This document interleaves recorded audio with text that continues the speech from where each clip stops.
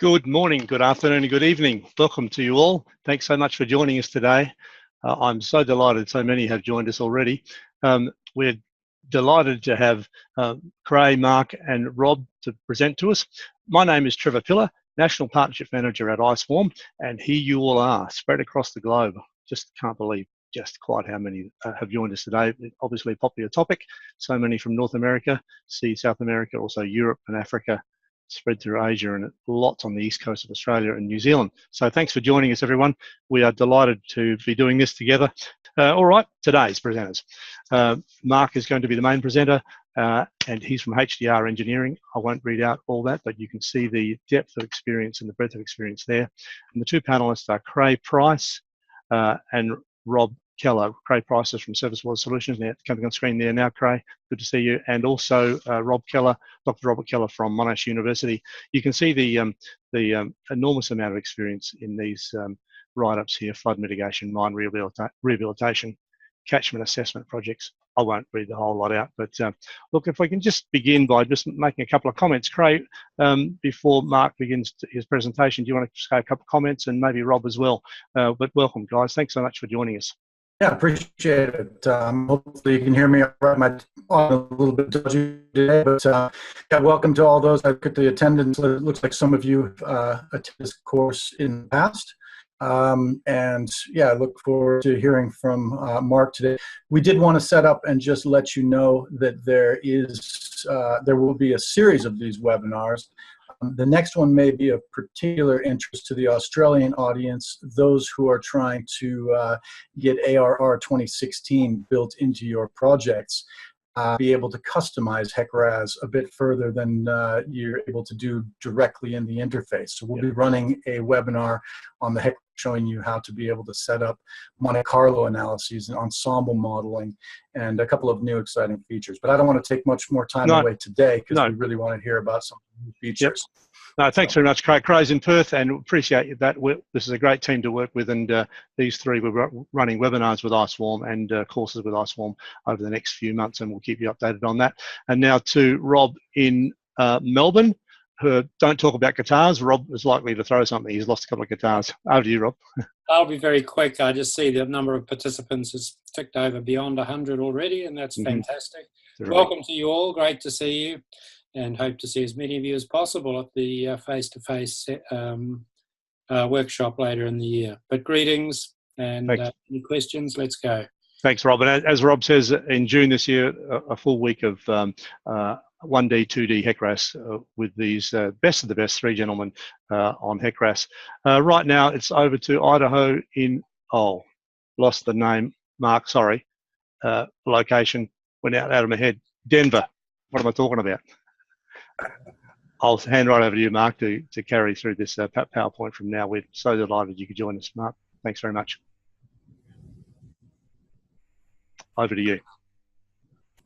All right, I'll start the presentation here too as I start speak. Yeah, so welcome everybody. Yeah, I'm Mark Forrest. I'm the practice leader for floodplain management and surface water modeling for HDR Engineering. We're a multidisciplinary international engineering and architectural firm with offices around the globe. I'm based out of Reno, Nevada, but today I'm in Denver, Colorado. What we're going to talk about is the new features to HEC-RAS that are going to be released in the next version, 5.04. So the release version that's out there right now is 5.03.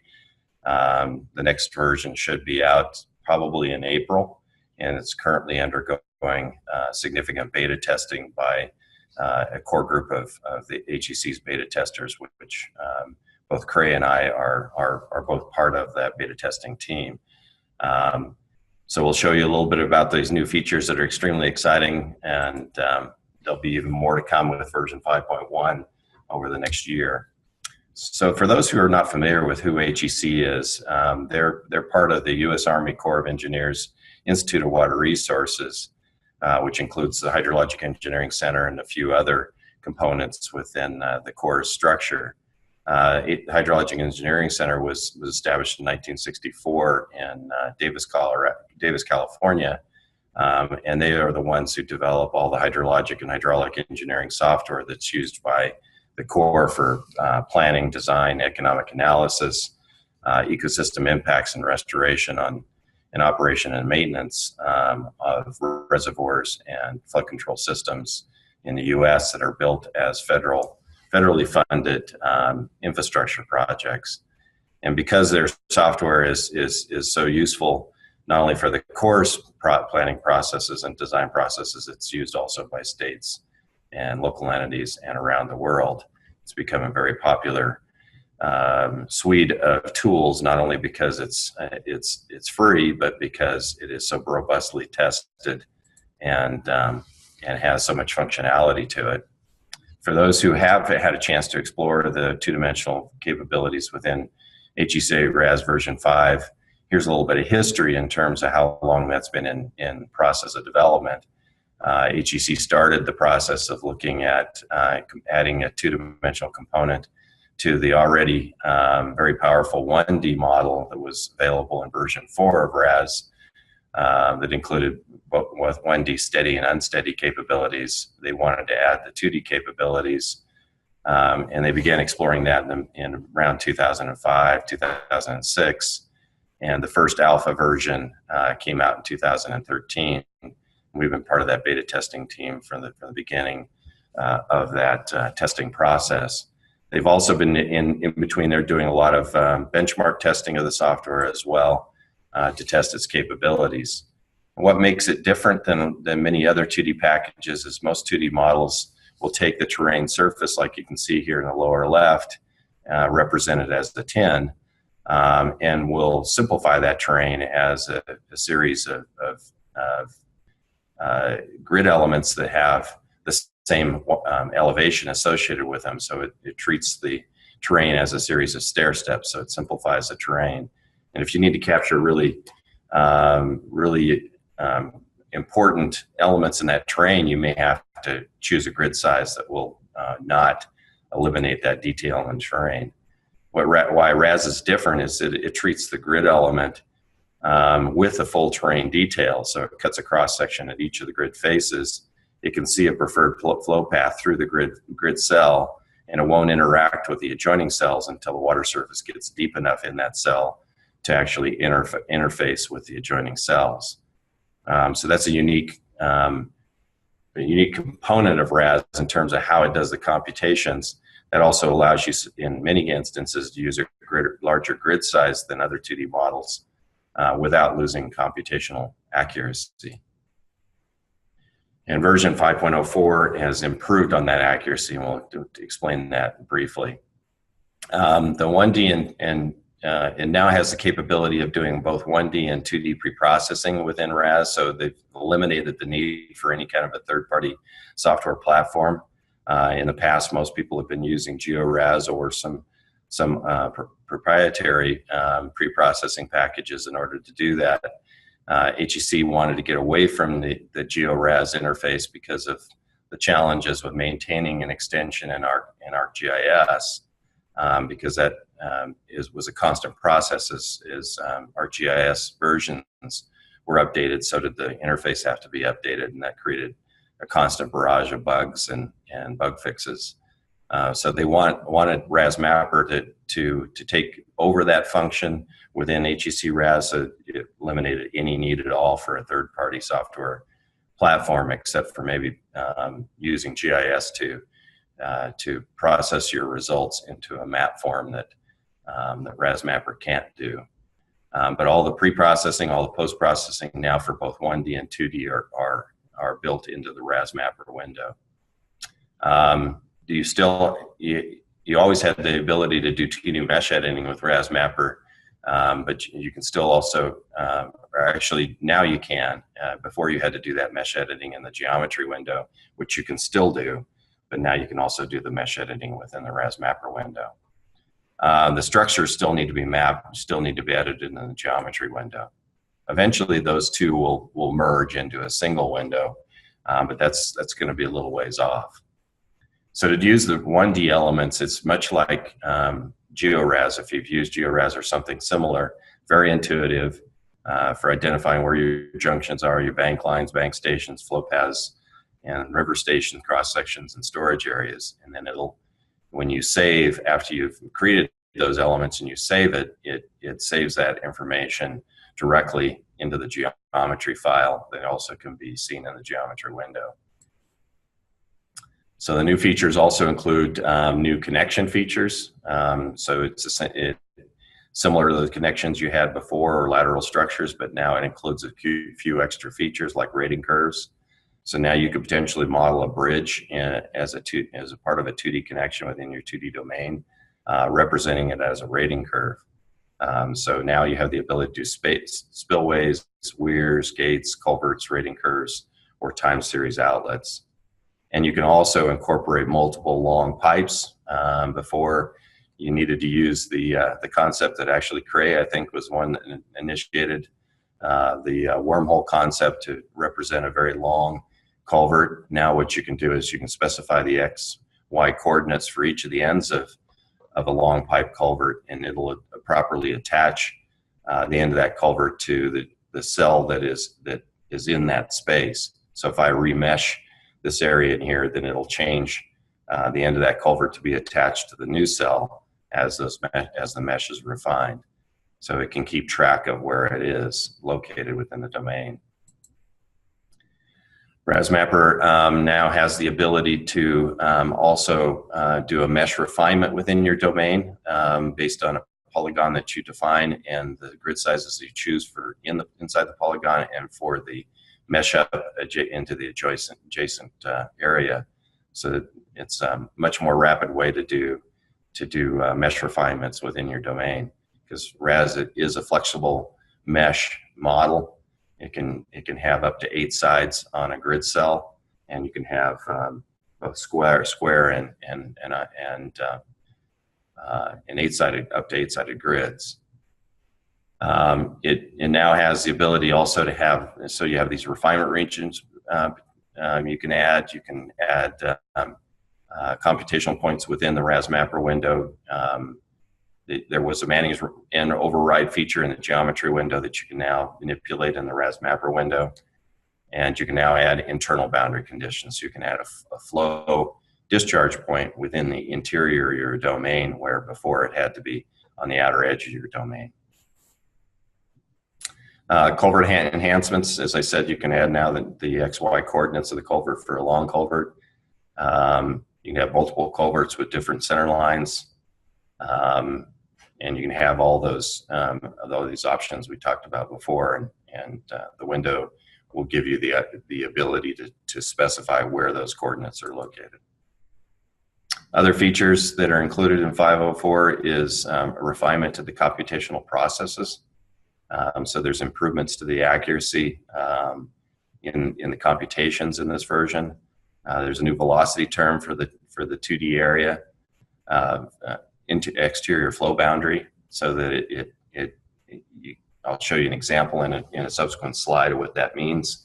The RAS Mapper utility has been completely rewritten. It was a 32-bit interface before, and now it's been rewritten as a 64-bit. So it's now able to handle very, very large terrain data sets.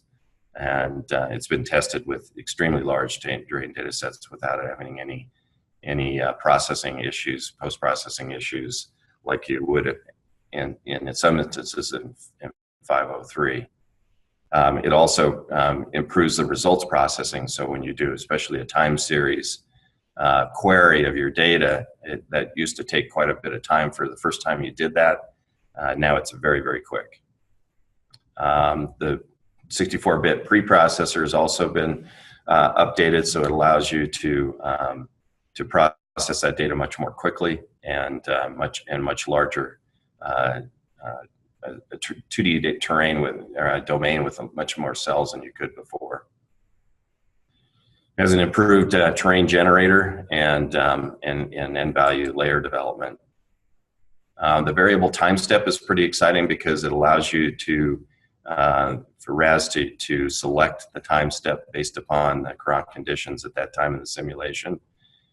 In particular, if you're running a dam break model, where at the time of the peak dam break, you needed a pretty short time step to stay within the current condition for that simulation, but that time step is too short for the rising and falling limbs of a dam breach analysis when the velocities are relatively low. So with a variable time step, the program can choose what time step is appropriate at that particular portion of your simulation. So in the dam breach analysis, it's able to use a larger time step during the low velocity portions of your solution and a shorter time step during the peak. This really significantly improves the run times. Then there's a new velocity. The new velocity term is at the upstream face. Before, it did not have a velocity at your upstream boundary condition, so it couldn't resolve the velocity until it was stepped away from the first couple of grids. It was able to compute that velocity. Now it's actually going to estimate a velocity based upon the conditions at your boundary condition location, and start it with initial velocity, so you won't see this tendency to see a ramp up at the very upstream end of your simulation in 503. There are some sediment transport additions to 504 too, but this is for 1D only. Sediment transport's not yet available in the 2D solution. But if you're doing sediment transport analysis in 1D, you may be interested in some of those bug fixes and enhancements. Some of the other bug fixes that include improvements to the velocity flow field, where in areas where you had an interface where you had very low velocities in an adjoining cell, because it was doing the averaging on the fly using the adjoining nodes, you could get too much influence from a low velocity zone adjacent to a high velocity zone. Now it's actually tracking the flow back to the face where the majority of that flow is coming from, and doing the averaging based upon the direction of flow, and not allowing the adjoining influence to lower velocity areas, regions adjoining it, to overly influence the velocity distribution in the domain. So now it's less sensitive to grid size as well, and it results in improvements to the results. Turbulence modeling has had some improvements especially when you have an abrupt change in the flow field.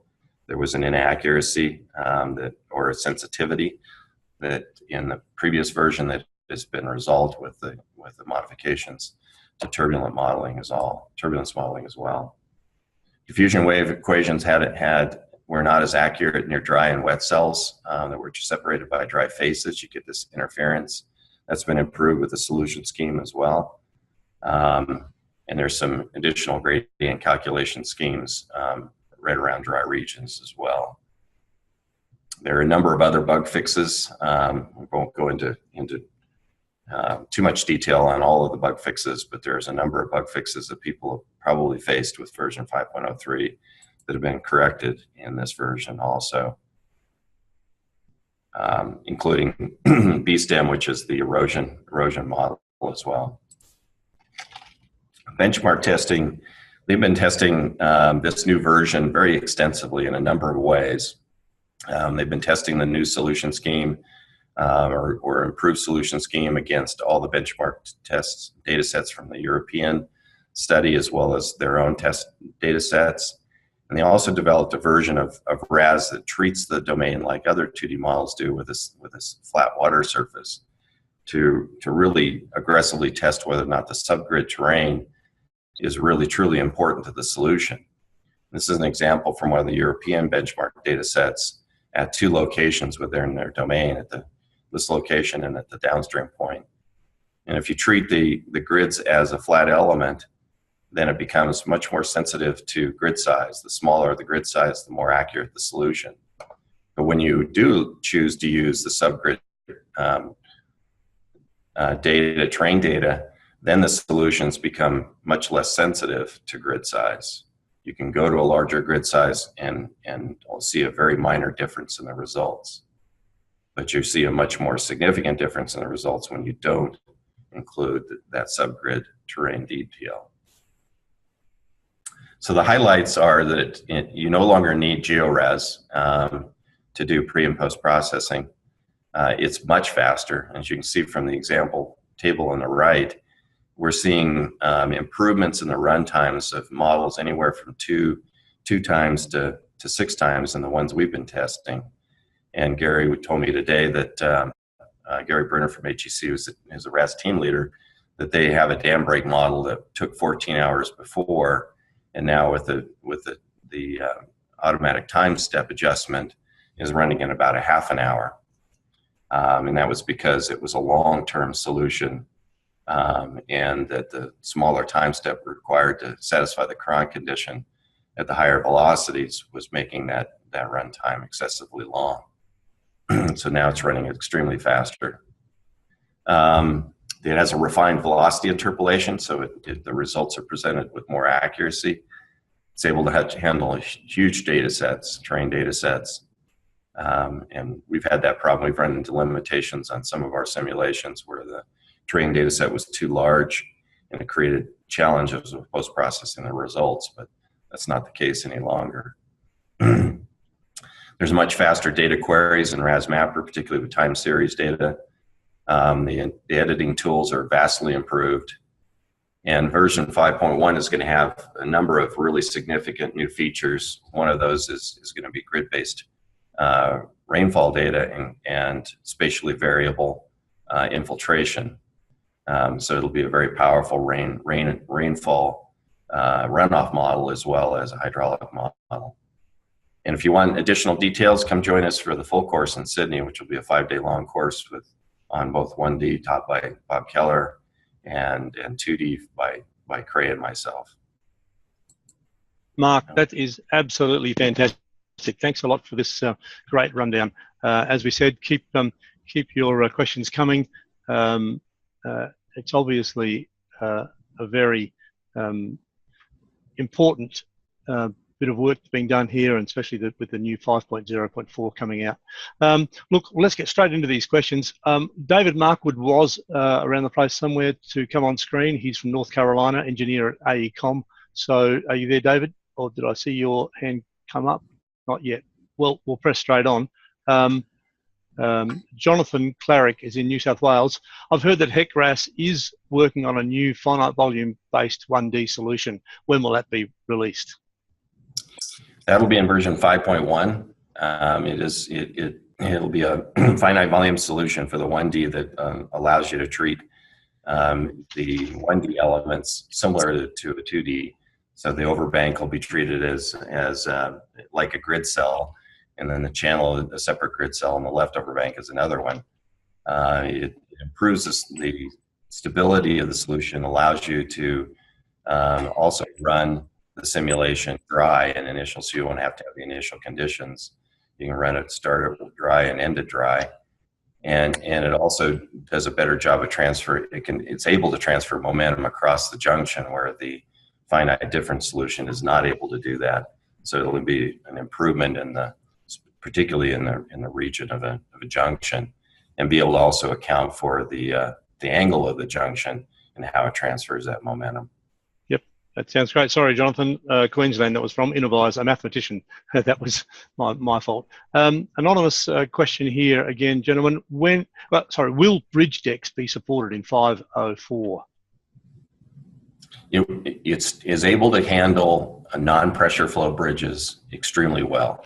You can incorporate the piers and the abutments, all the bridge features other than the deck. So if the water comes in contact with the low chord of the bridge and it goes to pressure flow, HEC-RAS in the 2D domain is not able to solve that in the 2D domain. You could incorporate it as a rating curve, potentially in a connection, in a 2D connection, if you can treat it as a single rating curve. Otherwise, you're going to have to do that analysis as a 1D element connected to the 2D domain.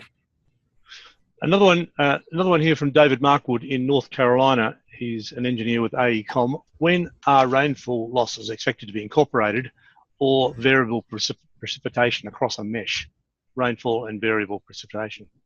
That will be in 5.1. It'll have the ability to do temporally and spatially variable grid-based rainfall on your domain, and spatially variable infiltration. So you could treat a parking lot as a different infiltration function than a park adjacent to it that's lawn. So it'll make it a very powerful rainfall runoff model, but that'll be version 5.1. Expected release on that will probably be a little over a year from now. Con Katsoulis from New South Wales, CK Engineering, has asked, can we get a copy of the 504 beta version? Probably the $1 million question. Yeah, that would be up to HEC. They have asked that the beta version distributed to their beta testers not be distributed beyond the beta testing team, because they're attempting to keep the beta testing team relatively tight. So you would have to contact HEC to be asked to be added to that beta testing team. But right now, they definitely would not want this version distributed, because it's they're still doing bug fixing. Yep. Nancy Haydaden has said, is it possible to get a copy of this presentation? Yeah, absolutely, Nancy. We're going to be emailing everyone with the a copy of the link to the recording. As for the presentation, PowerPoint itself, I'm not exactly sure about how that works. Probably not. It'll all be in the video, though. Okay, yep, you'll see it in the video though anyway, yep, for sure. Yep, no, thanks for that. Also, Nancy says, will future updates consider having 2D sediment transport option? That is something they're working on. I don't know what the timeline for that is. I don't believe that'll be in 5.1, but that's something that Stanford and Gibson's working on. Yep. How large terrain data sets in gigabytes can the new version handle? It's an anonymous question. Theoretically, I don't think there is an upward limit. Practically, you might find it if you work real hard at it, but HEC tested it with a terrain data set that encompassed about 25% of the state of California with no problem whatsoever. Yep. And it was a very detailed terrain data set. Badraz from Malaysia is asking, is it possible to use HEC-RAS in delta areas where downstream is highly influenced by tidal effects? Yes, absolutely. You can use a time series downstream boundary condition. We've actually done that on one of our projects in Louisiana, using the tidal boundary condition in the Gulf of Mexico as our downstream boundary condition. Handles that very, very well. Yep, this one might be for Rob. I'm not sure. From Matten in Victoria in Australia, can we have two reaches from 1D as inflow to 2D model, and also another reach connected to the downstream of the 2D mesh? Did you get that question? Can we have two reaches from 1D? I can picture exactly what format you're talking about, but you can definitely if you had. There's a lot of different configurations you can create with combination of 1D and 2D reaches. Yep. I'm not sure I'm picturing the configuration. Matten goes on to say I was trying to use this connection for a road junction assessment. Might not. You want to add to that, Krey? Yeah, that'd be something, maybe if you send the configuration over to one of us, we're all reachable by email. We'll have a look at it. There are some limitations in how many upstream and downstream nodes you can get hooked together. Yeah, the specific configuration, if you just email over a schematic of it, we can have a look and see if it's something that would be suitable. So Matt, and we'll have that out to you on emails following this this webinar. So stand by for that. Yep. David Markwood from North Carolina again. What do the colours of hydraulic conductivity between cells mean? To my knowledge, it hasn't been documented. Can you read that question again? Yeah. What do the colours of hydraulic conductivity between cells mean? The colour of the hydraulic conductivity. It'd be great if David could come on screen.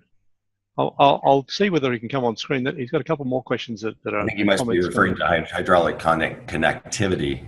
There are some different color codes for the connectivity lines. If you turn those on in the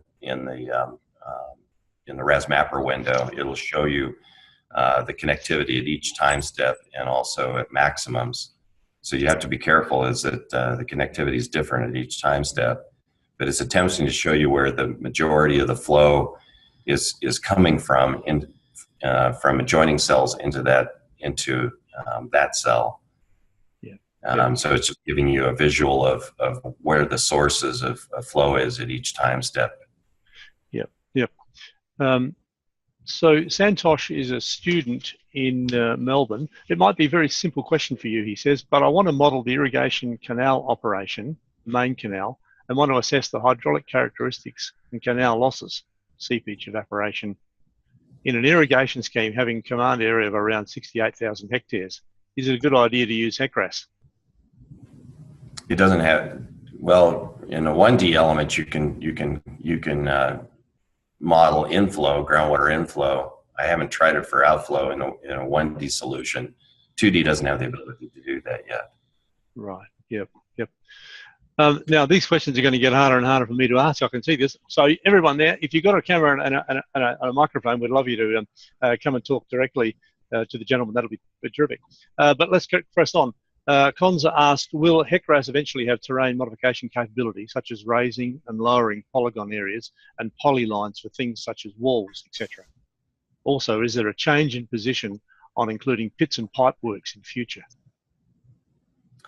The RAS Mapper utility has the ability to modify your terrain now. So you can use an interpolation terrain feature. You could build cross sections, for example, in a 1D using the channel modification option, and then essentially burn that terrain feature right into your terrain. So the terrain is set up to allow you to stack various terrain components in a prioritized scheme to build your terrain. So it's pretty easy to modify it to incorporate a channel modification or add a building or other types of features to your terrain on the fly. Wanted to mention with polygons, Gary and Cameron did mention that they are working on that. It will not be part of 504 as far as I know, but being able to use a polygon layer, for example, a building layer that has all of the polygons in a community to extrude that and put the buildings into your surface. It doesn't yet have that capability, won't have it in 504 as far as I know, but it is something that they're considering for the future. Yeah, for multiple buildings, it's pretty cumbersome because you'd have to treat it as a cross-section modification and burn it in as an interpolation terrain. It's a bit cumbersome to do that. We've been doing it in GIS by assigning the building polygon a higher elevation and then creating that surface in GIS and then bringing it into RAS. Badros has asked, what's the difference between 1D/2D model and 2D model in terms of data requirements and model limitations? Who wants to answer that? It's a long answer. Kick off. Yeah, and I think it's a pretty long answer. Basically, a 2D model is, you can use the 2D capabilities probably in almost any setting. A 1D is going to be limited to the situation where you can assume that the 1D assumption is appropriate, that you can represent a single water surface across that cross-section. But it becomes more complicated when you've got bifurcated flow. That's where a 2D model is going to perform and be able to analyze that situation with much greater degree of accuracy. Right. Yeah, if you come to the course, there's a whole 1-hour lecture on that topic. So yeah, I can see this can go for a lot longer yet. These questions are still piling in, but stick with us a bit longer. We'll keep going for another 15-20 minutes, more most another 15 minutes. Steve Ratcliffe has said, will an online training course become available in future? And if so, when may this become available? Oh, well, sorry, Steve. We mentioned earlier, and we'll mention again later, that in June this year, there's going to be a week-long of courses with these three eminent gentlemen, and we're going to be touching on 1D, 2D, not touching on, we'll be delving deeply into 1D and 2D HEC-RAS with Mark, Rob, and Krey. So that's in Sydney, June 4 to 8, Monday, June to Friday, Monday, 4th of June to Friday, 8th of June in Sydney. That'll be excellent. So if you can get along to that, we'll send out emails to everybody on that anyway. David Markwood says the upper limit of terrain was based on .hdf files of 4 gigabytes. That was a limiting factor, not the actual size of the terrain file imported. Does that ring any bells for you, Krey, Mark, Rob? I've used much bigger files than that in the past. Mark, you? Yeah, that's correct. It's the HDF file does store some of the terrain information, but they're also going to a different HDF file format as well that is able to handle larger larger HDF file sizes as well. So the combination of the 64-bit interface as well as some other improvements are allowing it to handle much larger terrain data sets. Like I said, they've tested it with extremely large terrain data sets. We've tested it with some of our very large terrain data sets with no problem at all. Got a question from a new person to HEC-RAS. I'm new in HEC-RAS and seem to have learned more about it. I'd like to learn more about it as I teach river engineering. Will some aspects of eco-hydrology be included in HEC-RAS in the future? I'm sure it will. I'm not sure what the timeline is for that, but yeah, that's a component of the Corps' mission, and they're adding features as they get funding available to do so. So it's right now it's based on prioritization of a functionality that is funded. So eventually they intend to incorporate a number of things into RAS, but it'll take time. Yep. I think we asked this earlier, but is 2D sediment transport option coming into HEC-RAS in time? I think, did we ask that earlier? I think we did touch on that. Yeah, that was asked, and that's correct. Eventually it will be. Yep. Well, we're getting near the end of the list of questions here, but there's one here that says, is the computation scheme solely CPU based, i.e. will it ever have a GPU incorporated into the solver? That's been a point of significant discussion at HEC about the use of the graphical processors, and they're not convinced that there isn't some limitations to your ability to do some of the full momentum solutions in the graphical processing units. Right now it uses all of the available cores that you have in your machine. So we run it, our larger models with a 24-core machine, and it can make use of all those cores. Where SRH2D, for example, can only use a single core, but it does not use the graphical processor. Right now, with these speed enhancements, I can say that it is just as fast as 2Flow Classic, and because you can use a larger grid size for some of your domain, it'll actually run faster with the same level of accuracy than 2Flow does. Yep. So we've got questions just bobbing in and out here as we're speaking. But any comments at this point from yourself, Krey or Rob? Yeah, one thing I wanted to touch on, I just remembering from Con's question, it was a two-part question, and we didn't answer the second part of that, and that was about pits and pipes and interconnected storm drain networks. And with the Corps of Engineers having jurisdiction over navigable waterways, they may want to incorporate some bits of that. Nothing in 504 yet, nothing that I know of in 5.1 either. Mark may have heard of some other things in the future, but I don't think it's ever going to be your go-to model for a community's storm drain network. And but actually, before I leave that question, just wanted to give kudos out to Con if he's on the line. I may have come up with the name for wormhole culverts, but the concept actually came from an idea that Con had a while back. So Con, glad to have you on board, and sorry to hear that they're going away. So when you run your wormhole culverts, a model with wormhole culverts in 504, it won't function. You're going to need to actually put the barrel coordinates in there, so it's dying a slow death. We don't need them for internal boundary conditions anymore either, which is a hack that I had used before. Now we can just put the flow right in wherever you want. One limitation though is that you can't suck flow out of it. I was trying to pull negative flows out. At this point, you can just bring in internal inflows into boundary conditions. It'll spread out both ways, but sucking flow out was another question that others had with kind of simulating infiltration in that way. It's not happening in 504 quite yet. Yep. No, that was a good explanation. Yep. All good. So Connie's still on the line. Thanks, Krey. I'll have to think about a new pit pipe hack. Sounds like exactly. It sounds like something out of CIA. All right. Oscar Garrett has said, how will the internal boundaries apply flow, i.e. as a point to a polygon as a point to a polygon? How will the internal boundaries apply flow?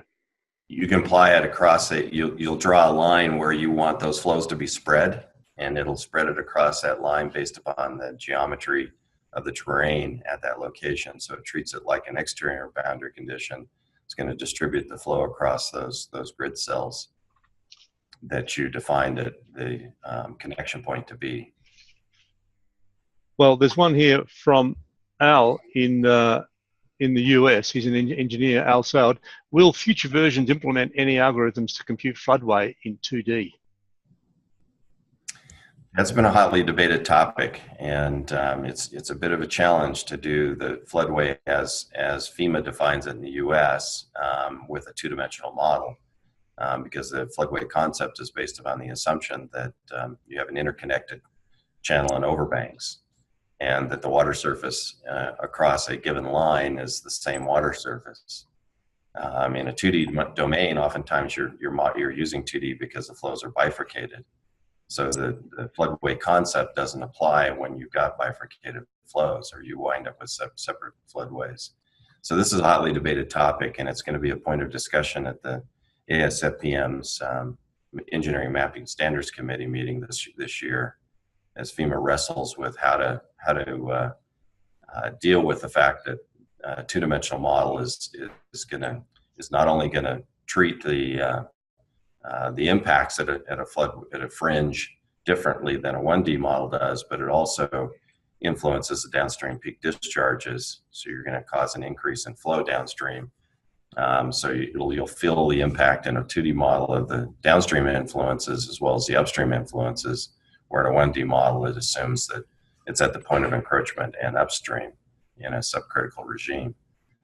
So 2D models are presenting a whole new set of challenges with regard to floodways, not just how to compute them, but also how to interpret them.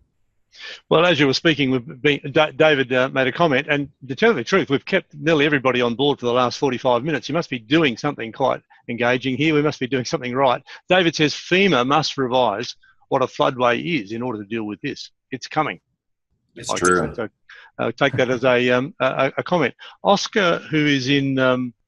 sorry to interrupt there. Krey, yeah. Trevor, I don't mean to interrupt there, but we need to clarify, I guess, for our Australian users, there are no issues with floodways as Australians define floodways. So the floodway in Australia is, Americans call it the Arizona crossing or a dip crossing. New Zealanders, I think the Kiwis call it a ford crossing. That sort of floodway, when you do an Australian floodway, HEC-RAS will handle just fine, and the 2D does it just fine. When people say it can't do floodways, yet that's a FEMA type of floodway, the definition of an encroachment that causes a particular rise in water level. So just want to make sure we clarify that so that you don't go walking away from the floodway model thinking that HEC-RAS can't do it. Sorry. So it's about definitions, That's an important distinction. Yeah, very important distinction. Thank you for clarifying that. Comment, Bob, about that. Anything to add? No, that covers it beautifully. Yep, no, that's all right. Yeah, so all right, Oscar's in New South Wales, floodplain management engineer. How will the internal boundaries apply? Oh, we did that. We did that. Sorry about that, Oscar. Sorry about that. Colin has said, any chance that afflux grids can be included in RAS results? Afflux grids. That's difference mapping. Mark, have you heard of any ability to do that? I just use it in QGIS or in ArcGIS. Do you think difference mapping is coming into HEC-RAS at any point? No, right now what you can do is you can enable all the results that you want to compare, and you can certainly compare at the grid level, time series or maximums for a grid, but doing a global raster of your results as a comparison between one simulation and another. I don't believe that's not going to be in 5.04. I don't believe it's going to be in 5.1. We've been doing that those computations in GIS by exporting the raster and doing the raster math in GIS. Yep. So that's what Colin was saying here, i.e. difference maps. Look, I reckon we're going to leave it there. It's been a fantastic 45 minutes, and I urge you to come and hear these gentlemen in June. Dr. Rob Keller is going to kick off with 1D for 2 days, and that'll lay a great foundation for the the last 3 days, Wednesday, Thursday, Friday in 2D. So Rob is the preeminent lecturer and educator in 1D, HEC-RAS 1D in Australia. So you'll be in for a treat if you can make that, as you can see on the screen now, the yellow near the bottom of the screen, HEC-RAS water modelling, Monday the 4th to Friday the 8th of June. That'll be great. Look, there's a feedback coming your way as soon as you log off in a moment. So tick the boxes. It'll take less than a minute. We'll send the recording out to everybody, and there's a ton of free webinars you can see coming up as we go forward here. And come onto our website. There's Twitter address at the bottom there @iSwarm to keep up to date with everything we're doing. Thank you everyone for staying on board for so long and done so well. Everybody's almost all still there. That's great news. Terrific presentation, gentlemen. Thanks, Mark. Thanks, Krey. Thanks, Rob. Hope to see everybody again next time we run a HEC-RAS webinar, which should be in April, we hope. Bye for now. See you later. See ya.